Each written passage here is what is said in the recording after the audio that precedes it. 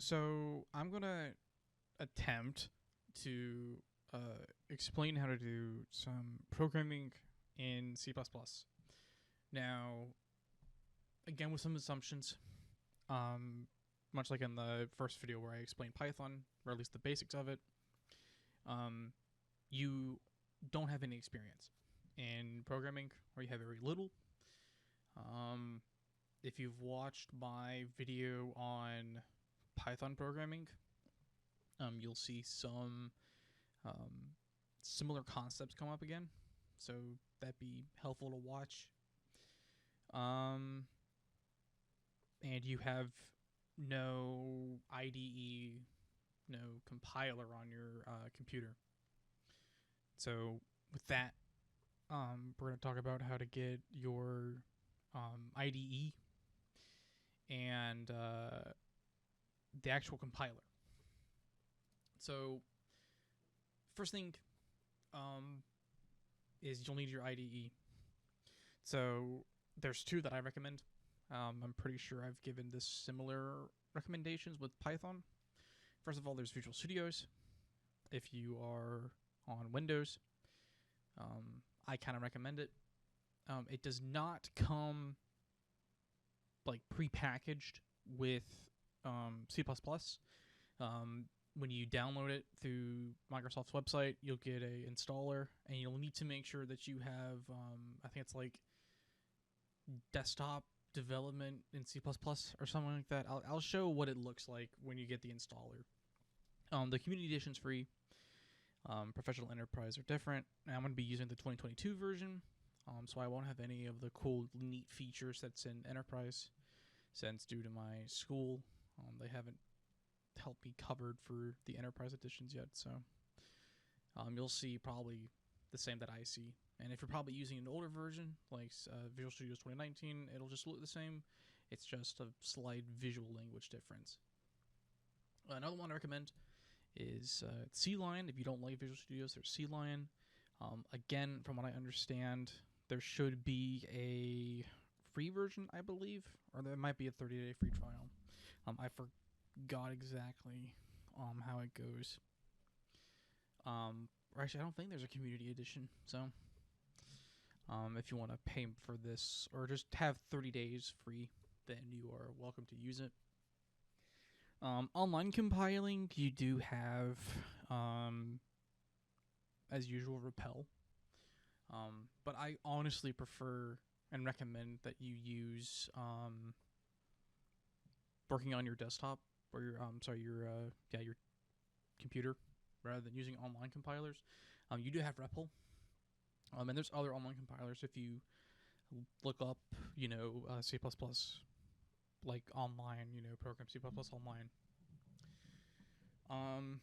Now, if you install through Visual Studios, you should have, if I remember correctly, a compiler in it, which is perfectly fine if you want to run code, like run your C++ files directly from Visual Studios without having to package it into an exe, which is actually pretty simple.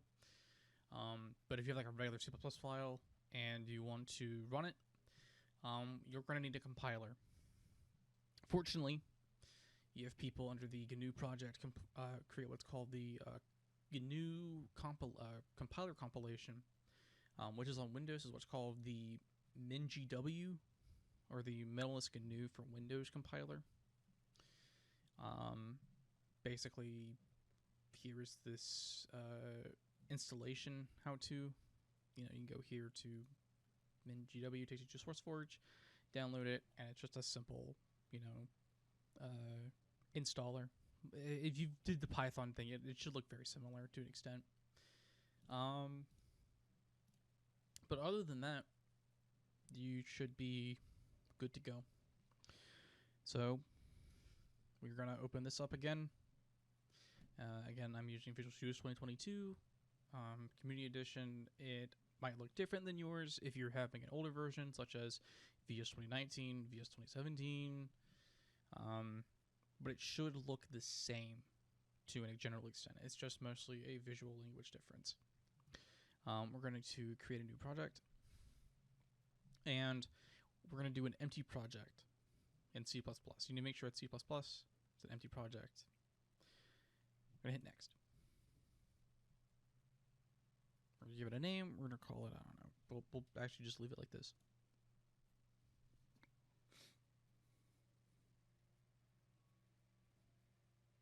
And we're in. So, unlike with the Python one, there should be no file created. And if nothing comes up, then you're doing it right. So what we're going to do is we're going to add in a new Superplus file. So how we're going to do that is we just go here to source, right click, hit add, and then new item. And then you have C++ file. Don't worry about a header or class or any of other these. Just worry about file and hit add. Now you have an actual folder. So now we can actually start writing code for our program. So we're going to include some, I'd say, mandatory type of lines. Usually, from what I've noticed from the programs that I've ran, I kind of need these. So what we're going to do is, first we're going to do include, and then IOStream. Like that, I believe. Should work. There we go. I did it wrong. Yeah, so you need to include a pound sign, and you need to include iStream in like these brackets. Next, we're going to do using Namespace Std, and there's a reason why, and I'll explain once we actually get to it. Then we can do int main open close parentheses, and then I like to do a space, a brace, and do that. Actually a little bit more here, and then we're going to do return 0, just like that. So now we have a very basic program, I guess you can say. I mean, it'll compile, but it won't do anything. So let's make a very simple hello world program. So how we're going to do this is we're going to do cout to like less than symbols. Hello world. To more less than signs, and then end L, like that. And as you can see, it for some reason doesn't want to work. There we go. Yeah, IO stream. You need to make sure it's IO stream. This basically means input output stream. So you need to make sure you have that right. Otherwise, you're gonna get this in red squiggly lines. But if we run it, we should get on a console hello world. And we do. Simple. Now I'm going to explain actually what we did. So first, we have this include IOStream. So C++ is very... I don't want to say stupid, but that's honestly the best way of describing it. Because unlike Python, you can't just start typing away like print, print hello world. You have to do include IOStream. Because this, in a comparison to Python, is a module. It just contains other functions in there. But this basically has all the necessary things that we need to perform, say, asking input from the user, asking, putting something out on the screen, stuff like that. Next, we have what's called using Namespace Std. So Std is not a sexually transmitted disease. not in this case at least. But it just means standard. So C++ has what's called the standard library. So IOStream is a standard library. It'll come basically pre-installed with your C++ compiler and other necessities for C++. If I removed it, basically what we'd have to do is every single time we want to use like cout or endl or a lot of our other standard functions, we'd have to do std and then 2 colons, just like that. So if I build it and then run, it does the same thing, but you know, this can get very annoying. So that's why I use namespace std. Then we have what's called a function. Again, if you're from Python, you should know what a function is. But basically, it's like a set list of instructions the computer should do in like a box, sort of, I guess. C++ relies on these. So keep that in mind. That's what we had to do int main. Then we just have our line of code that prints something out to the console. And then we have return 0. So the reason that we have this is that we're basically telling the C++ compiler, this function main is going to give back an integer always, every single time, no matter what. So we have to tell the computer or the compiler that at the end of this program, you're going to get a 0. And that's it. That's all this is. You need to have this here. I mean, I'm pretty sure you can go without it, but good practice to include this, because that way it explicitly states this is the end of the function. And you want to get in that habit of using return functions in programming in general, so you can kind of show like this is the end of the function. So, also, we have math operators in C++. You know, your regular, you know, addition, subtraction, multiplication, division, and you use those with numbers, with integers, and I'll cover those in a little bit. But we have 3 more that I guess I'll explain once we actually talk to data types and integers.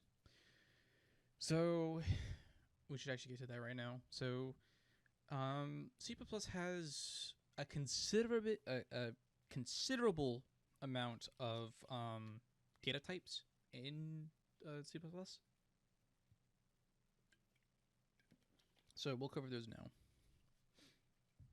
And again, as always, if you're from if you're from Python, this should be very familiar to you. So we have string. And then, you know, so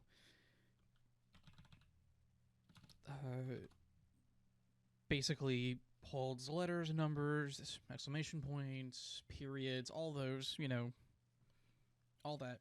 So we can say like hello, like that. One thing I should mention too, with Python, unlike Python, C++, you need to use a symbol to declare like this is the end of the function. This is the end of the instruction here. And in C++, we use a semicolon. In most cases, that's how it is. As you can tell, if you look, some of these lines don't have a semicolon. For example, when we declared the main function, doesn't have one. When we're telling to include IOStream, doesn't have one either. So we have to declare at the end with a semicolon. The next data type we have is int, which is just a number. Very simple. We also have what's called char, which is character. Very similar to a string. Only difference is that a character can only hold one character. That's it. It can't hold a whole sentence. And another practice, and I said this before in Python, I'm going to keep making all these similarities to it. General practice is that when we do sentences, when we do strings and characters, use your strings in quotation marks, like the double ones, and use your character ones in apostrophes. It's just to help differentiate between the two at a very quick glance without having to look at the very start of like your line. We also have booleans. So I'm going to say like is on, set that to true. Unlike Python as well, it's all lowercase. In Python, you have a capital T. You even saw me do it out of pure habit. Basically, it can only be one or the other. It can be true or false, on or off, 1 or 0. It's a Boolean. It's binary. And finally, we have what's called float. So, very similar to integers, except with integers, it can only be a whole number. With floats, we can include, like actual decimal values in the end. Generally saying, I've very rarely had to use floats. But if you ever actually need to work with precise decimal values, you should use it. But you should be able to differentiate when you should actually use a float value and an integer. So I'll go a little bit into detail on that. So let's say you're working with money, right? Like $1.25, $3.50, $5.99, $35.82, something like that. Now, intrinsically, based on what I've told you, you'd probably use a float value. Except, because of how float values work, it might not actually be the best practice to do. Because you can get say you want $2.99, it could be $2.99,999,999. It could be trailing nines. So it might not be the best thing to do with float values. You might want to use those if you're talking with if you're actually performing calculations that is without math, or without without money, without dollars.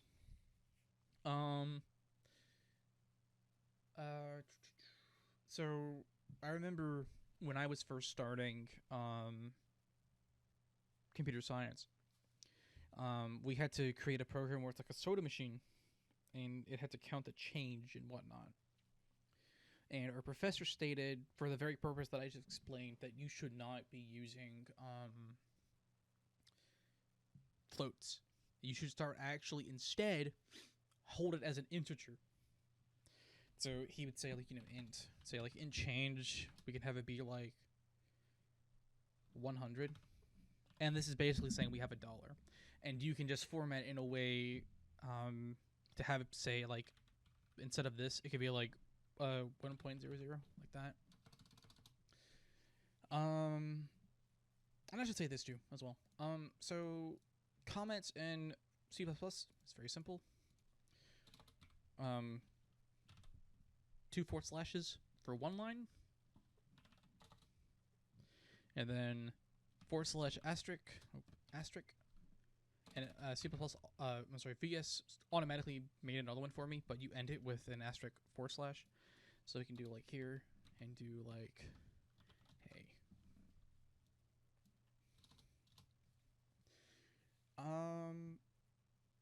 And I'll talk about the other math operators too. So like I said, we have, addition, subtraction, multiplication, division, which is, we have addition. So we can do 2 + 2. we can do subtraction. So 5 minus 3. We have multiplication, which is just like that. And then we have division. So like that. So, 2 plus 2 is 4, 5 minus 3 is 2, 7 times 3 is 21, 81 divided by 9 is 9. So that's how these are, just a plus sign, subtraction, an asterisk, and a forward slash. But there are 3 additional ones that you might not be aware of. So the first one we have is called Modulo, or Modulus. So how this one works is it's basically the remainder from a division. So if I do 16 modulo 3, right? Well, 16 divided by, the closest multiple, or the closest number that we can get to 16 that is a multiple of 3 without going over 16 is 15. And then the difference between 15, the highest multiple that's under 16, but is also, or the highest number that is close to 16, but is also a multiple of 3, minus 16 would be 1. So we can verify that by just doing, if we do like mod, we should get 1. And we do. So, very important in some cases. And then we have 2 additional ones that you might not be aware of as well. And there's actually something kind of funny to it. So let's say we have a number called C. Let's set it to 0, right? And if we, output it out like so, should get 0. Cool. Now, there's 2 things that we can do. We can increment it or we can decrement it. So if we want to increment it, and both of these, you either add or subtract by 1 respectively. So if we want to add to 1, we just do C++. And now, if we run it, should get 1. How about that? Now, what we can also do is do C minus minus. And now if we do it, we should get 0, because we put it out just like how it is as you'd expect. We add 1 to it, so we get 1, and then we take 1 again, or take 1 away, so we get back to 0. So it'd be 0, 1, 0 in a line. And we do. So these are basic math operators. Just like in Python, you can get more advanced ones. You can do that by just doing at the top, include, I think it's math.h, just like that. But we're not going to worry about that for now. We also have comparison operators, just like in C++. Or, I'm sorry, Python. I don't know why I keep confusing the 2, but we have those as well, and they are kind of similar. And we'll talk about implementing those in a little bit. So, we have our usual, greater than, less than. Equal to is 2 equal signs. We have not equal to, which is an exclamation, and then an equal sign. Then we have greater than or less than, or greater than and equal to, and then less than or equal to. And then we can talk about actually implementing these with if statements and whatnot. So let's say we have an integer called x equal to 10. Now let's have two additional integers. Right? Integer a, which is equal to 5, and integer b, which is equal to 2. Now we can make a new one and call it integer c, which is just equal to a plus b. So I'll add a comment. So this should equal 7 because we have 5 and 2. So now we have that. We can compare these two integers. So here's how we do it in C++. We can do if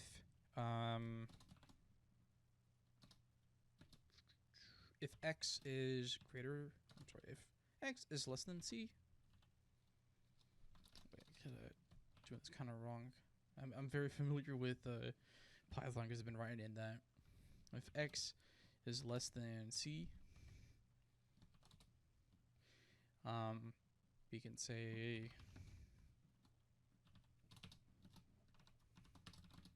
um, 10 is less than, no, wait. So we can do x is less than c.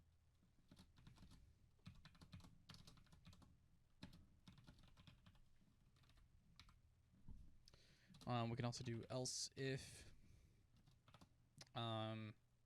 x is greater than c. And we can just, copy this and just put in, greater than, and then else, see out.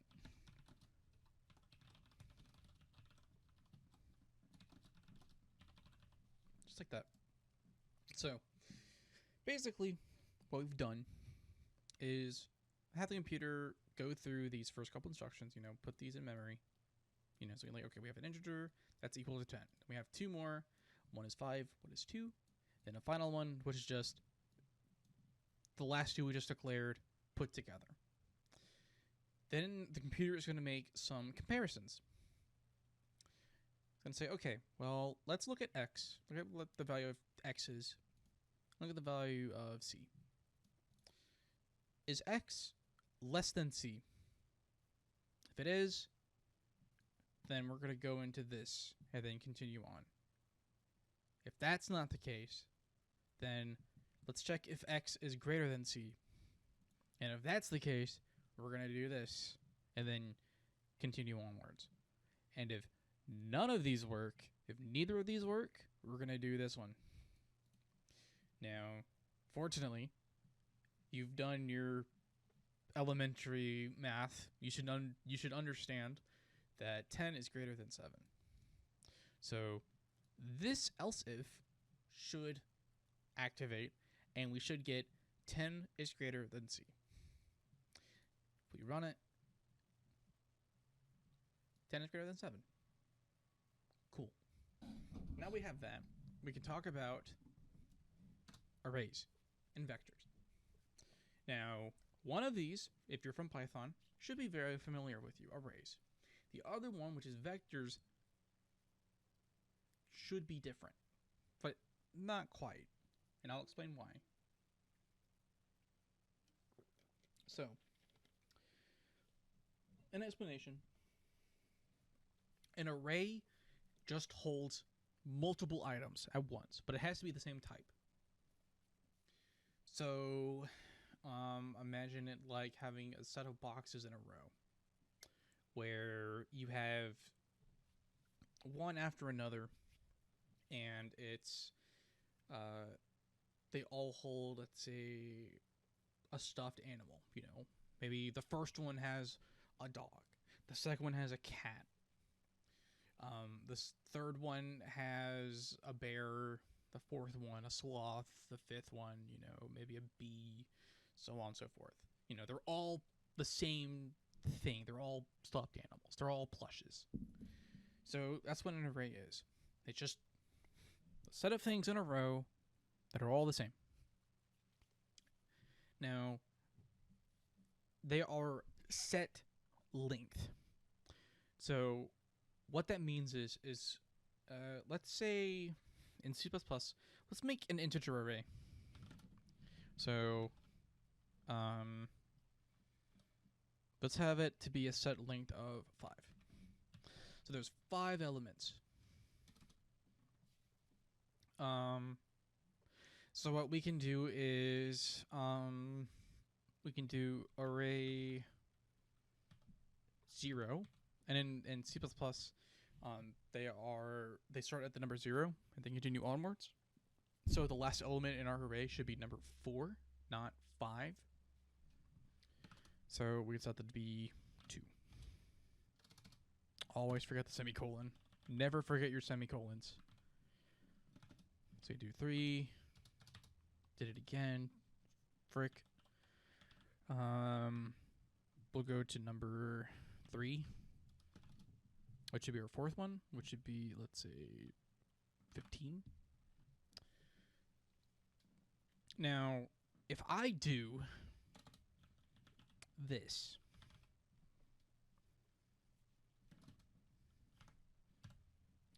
now the computer is going to be very confused because we stated that our array has 5 spots. We're saying to go to the 7th element of our 5 element sized array. Which is very weird since, if I recall correctly from my classes, basically what'll happen is we have, let me visualize it down here. So let's have memory spot 1, and then like 2, 3, 4, 5, 6, 7. So 2, 3, 4, 5, 6, 7. So 1 would be 2, and then the second one would be a 3. We skipped 1, but I'll set this to be, say, 0. Our 4th one will be 15. This should be 0. 6 isn't utilized, so we'll set that to null. 7 should be 20. So these should be in our array, right? If they're holding memory spots 1 to 5. Because again, we had an array set to 5 spots. And we told the computer, okay, so the first spot should be 2. The second one should be 3. The 4th one should be 15. Now, with this, what we've done is basically state, go to where the starting array is at, and go 6 spots in memory and set that to 20. Now, if you... This might seem harmless at first, but what if something was actually in that 7th spot that was very special to memory? You know, there's a very good chance something in there is very special, probably not to your program per se, but maybe to another one. Maybe it's in my Spotify, you know, maybe my Spotify, like something was weird with it, you know? So you have to be careful with your arrays. Now, fortunately, there is something like an array, but it's a little bit more difficult to have this like thing happen. So here's how we do it, and this is called vectors. So actually, let me bring up the array thing here. So here we go. We got the array again. So you notice that we use brackets. What we can do instead is we can do a vector. And we do that with these, the 2 brackets like that. So we can have it be, say, 5. Should be right.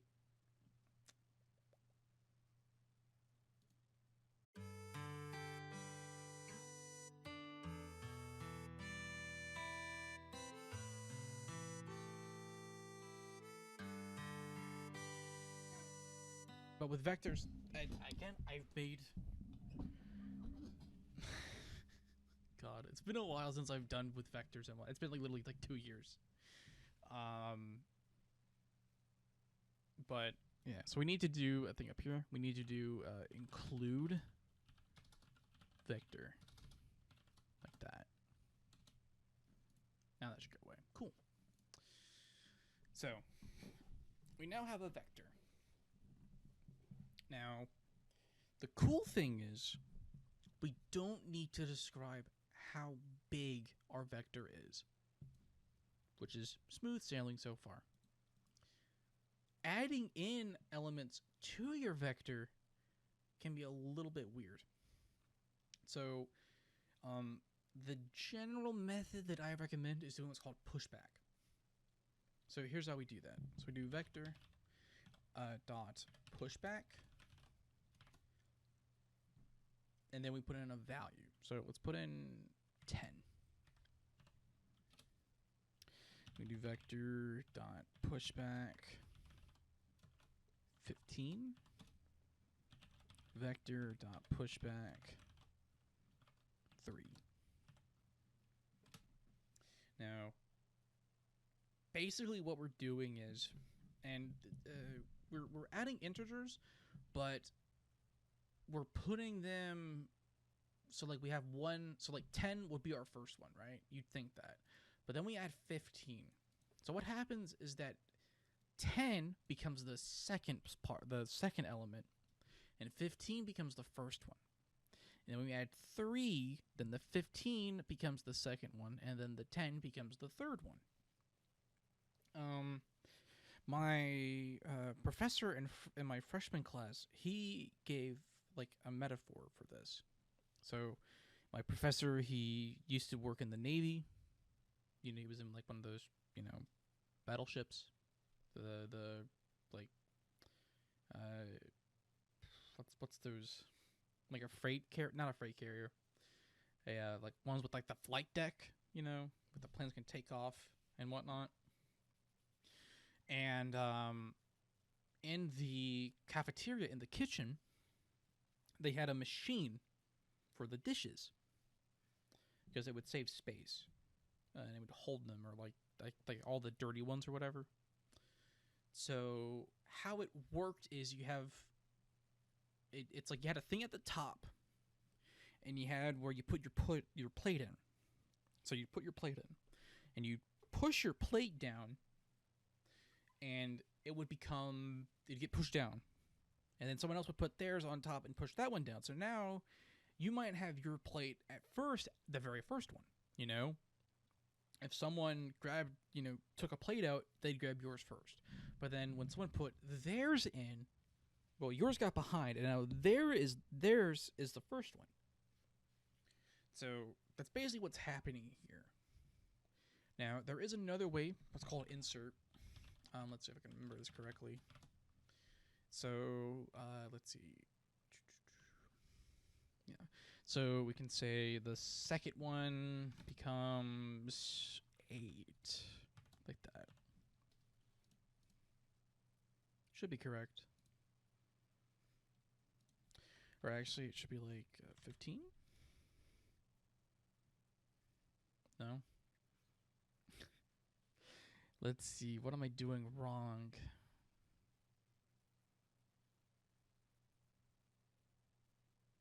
Should be integer, correct. So let me see what I'm doing wrong.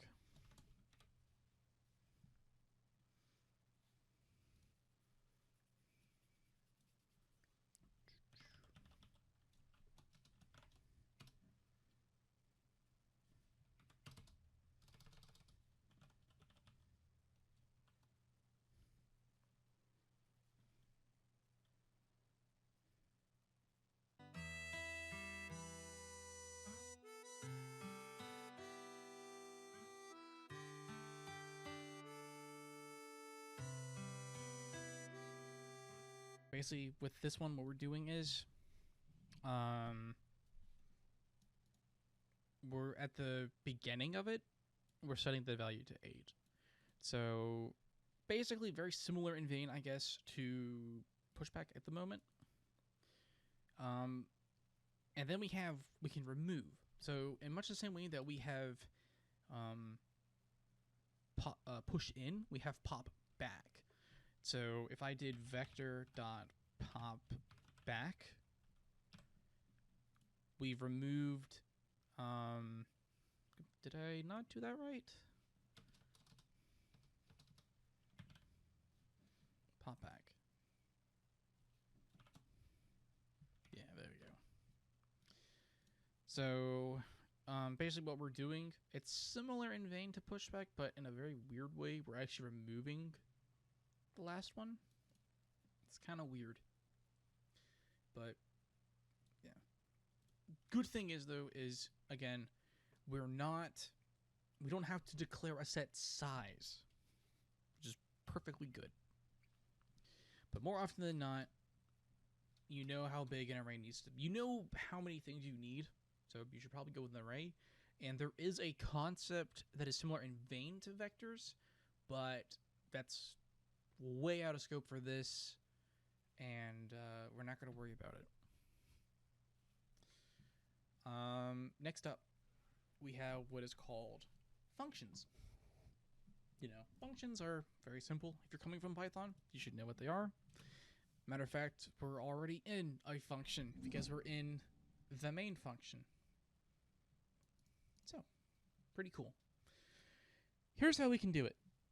Now, the way that I'm going to recommend is we do it like this. Let's say we have a function. This program subtracts two numbers. We get the first one, we get the second one, we subtract the first one from by the second one, and we return the answer. Simple. So here's how we're going to do it. Now, since we're dealing with numbers, we're going to deal with integers, we need to set the function to be an integer. And we're going to call it the subtractor in lower cases. So now we have this. So we're going to add, well, again, since we're working with numbers, we need to do integer first. So that's our first number. Integer second. Because again, we're dealing with two numbers. Now, this is something that I've also been told, and this is actually really good practice. Include a comment at the top of your function, like what I'm going to do. So we're going to do subtract the first number by the second one.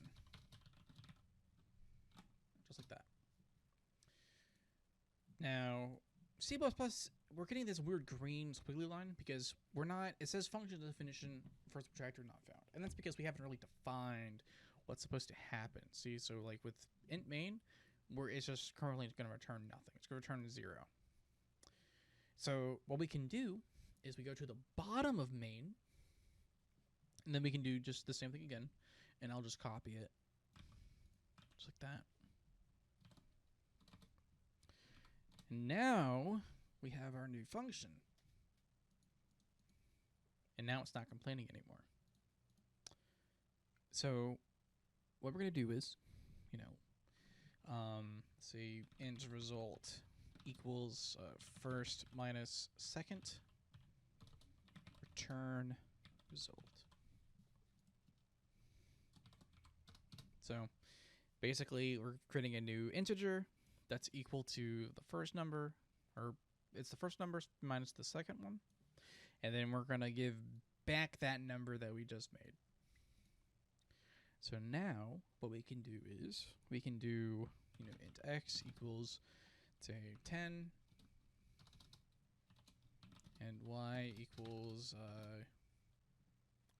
what is it, 15, or no, let's do 4. And then we can do cout x minus y is equal to, and then what we can do at this point is we can just do subtractor first, or no, I'm sorry, x, y. And actually, I'll point this out too. So we have this like gray box here. So it shows our function and telling us what types we need to pass through, but it's also telling us a description. And that description just so happens to be the comment that we wrote at the top of our function. This one right here.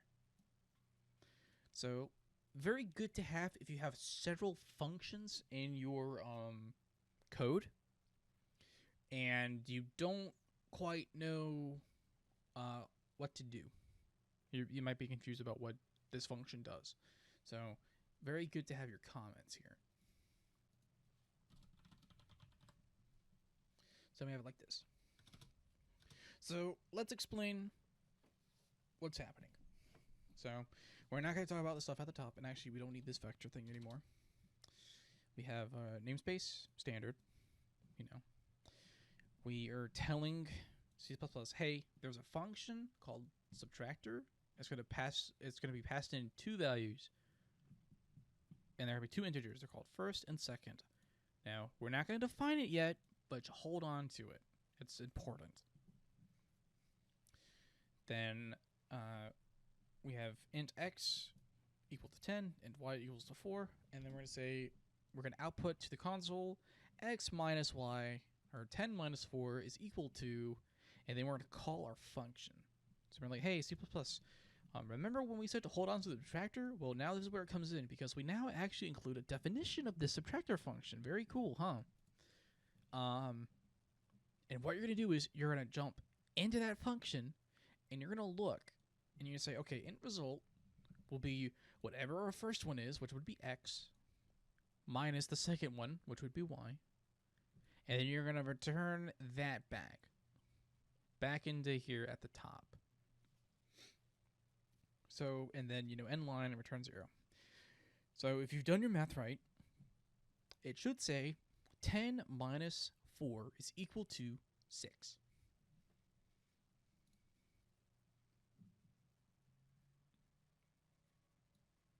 There it is. Cool.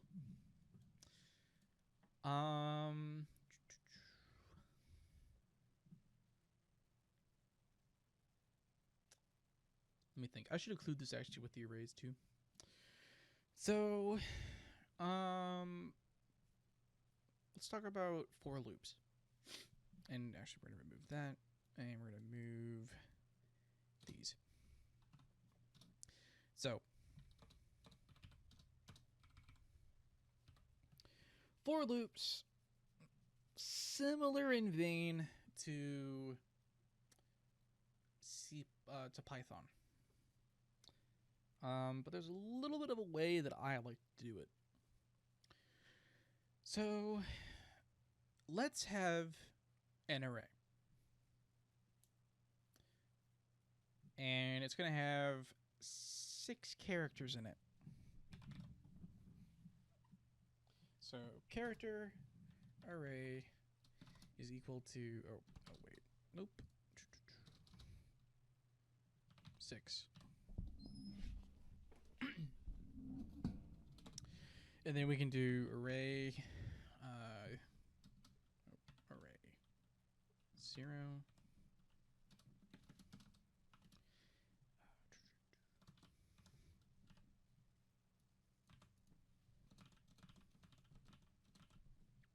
So make that 1, 2, 3, 4, 5.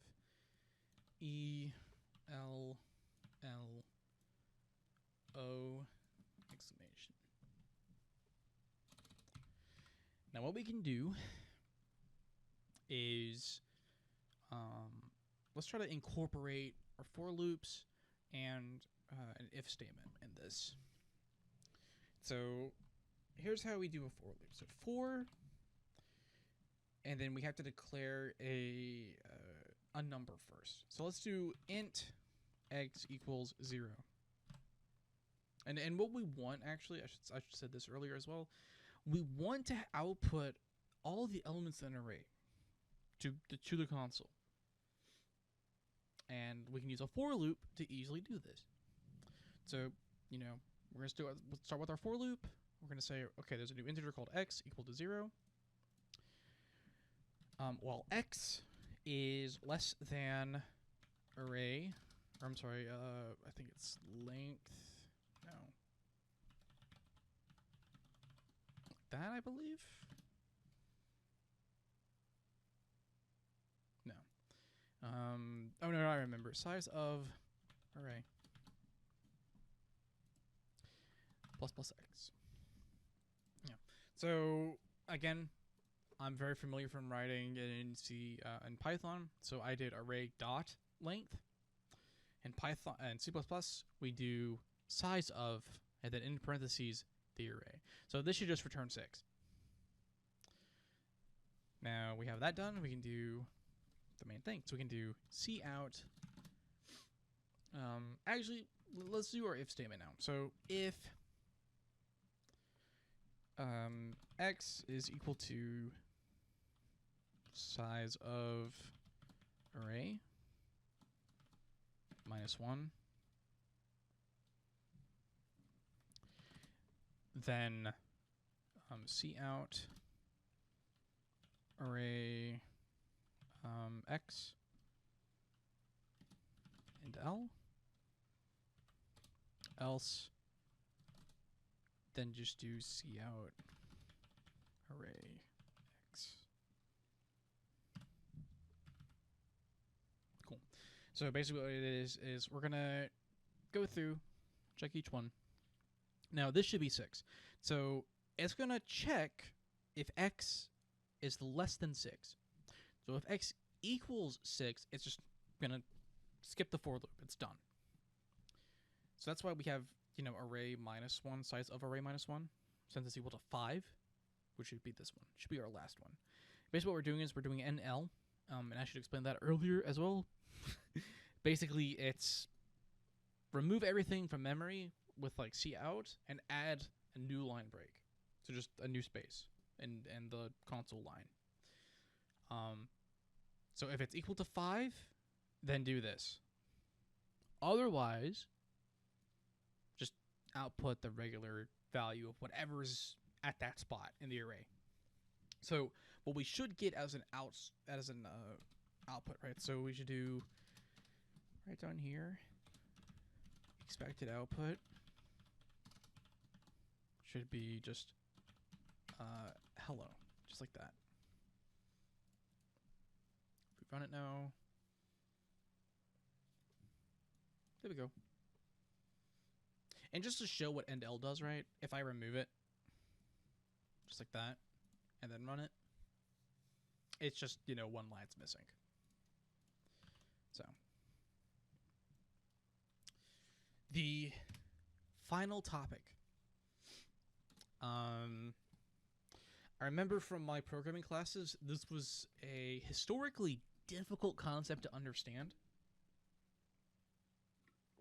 Mostly because while the other ideas that I've explained have a somewhat tangible,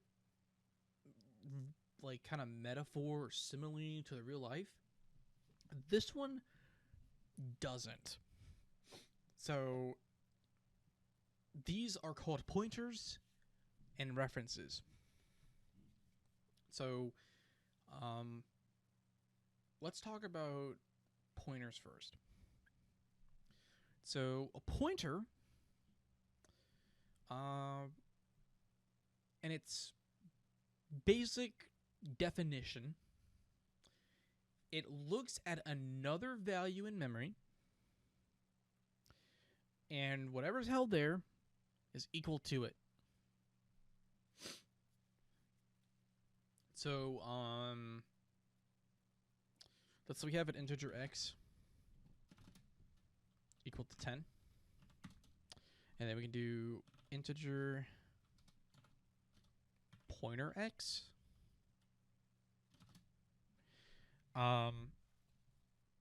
So basically what we're doing so far is, okay, this is going to hold just a copy of a value. It's just that. That's a way of putting it. It's just a copy. It's not the exact value itself. It's just a copy.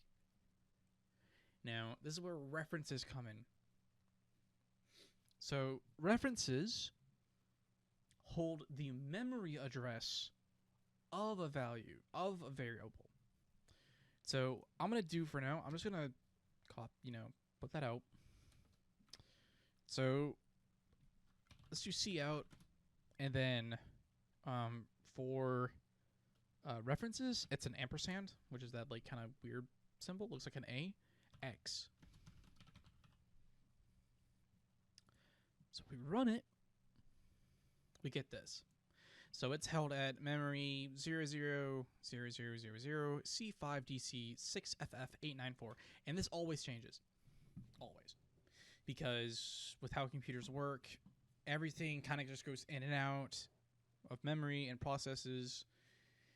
Yada yada yada yada yada. You know, computer sciencey stuff. We'll leave it at that. So basically, what we're doing is that we're going to say, hey, pointer, just hold the value of X. So now let's actually like see what happens. Actually, we got build errors. What?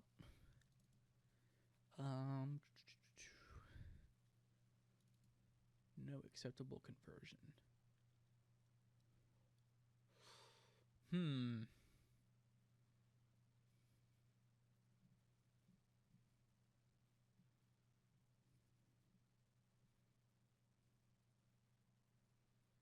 Let's try int. No, it's not working. Let's try that. So now it's just holding the value of that. So we just do that. But now it's going to complain because it's not comparable to one another. You know. See, even with me, who has worked in this language for a couple years now, still that makes no sense sometimes. It can be a pain to learn. But these are mostly applicable when you're doing functions, you know?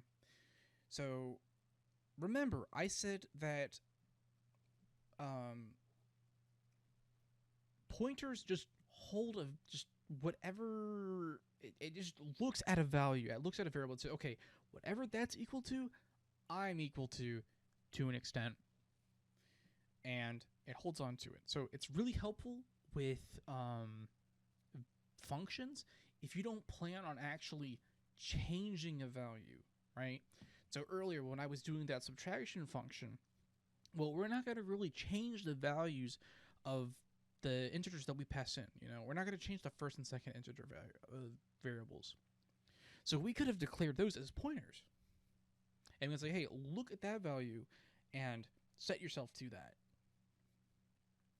which would be very helpful to us. Is there anything else I'm missing? I'll include one final thing. Again, I should include this earlier in the video. So we had C out, right? Just like that.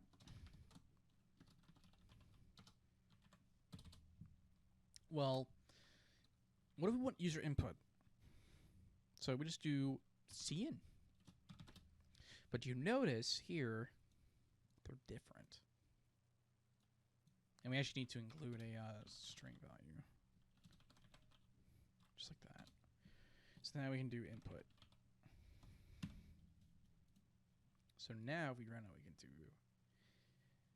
that and be like, hey, and that's it, you know, simple. And it hold it in memory.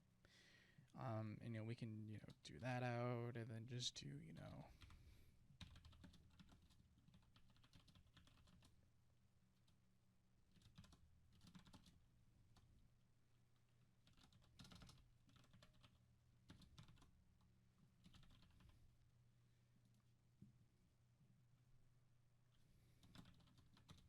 see? So, other than that, that should be some basic things to help you, from what I remember, do some relatively basic things in C++. Just programming. Now, one final thing I should actually mention. So, and this is a big comparison between Python and C++, and it's a big difference that I like a lot. So, I'll kind of go into some technical territory. You know, if you're just wanting to do something with programming, and like you want to mess around in like Visual Studios or your choice of an IDE and look at stuff in the terminal, then you can go off right now. You know, have a good whatever time it is for you. You know, but for the people that are interested, that are curious, so Python is what's called an interpreted language. So basically what happens is we have a piece of code that has to look at our code and on the fly make it in a way basically that our computer can understand and run. C++ is what's called a compiled language. So it has to kind of already preemptively build it first, and then the computer has to run it.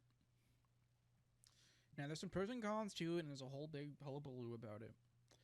But one of the big things is that Python, there is no executable. You know, you can make an executable, but you have to do it outside of your programming. So, let's see if I can actually go back, right, to when we had, like our Subtractor, right?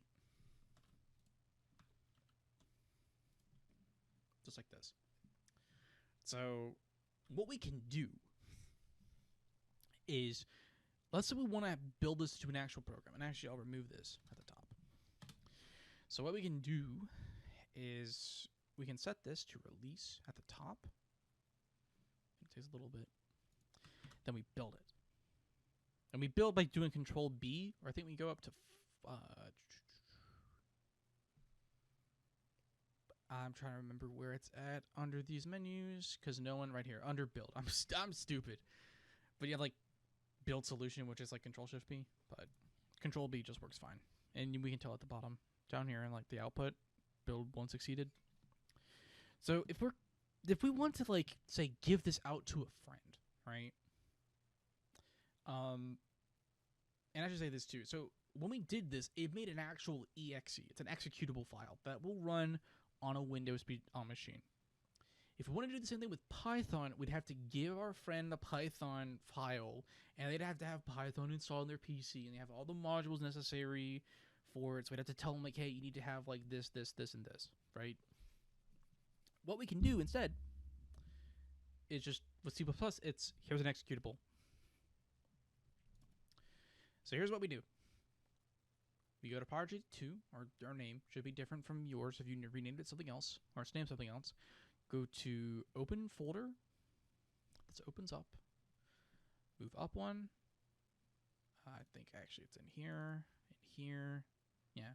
So it should take you to here. Go to x64. Go to release. And we actually haven't ran it, so what we actually need to do is this. Actually, why is it actually like that? That's weird.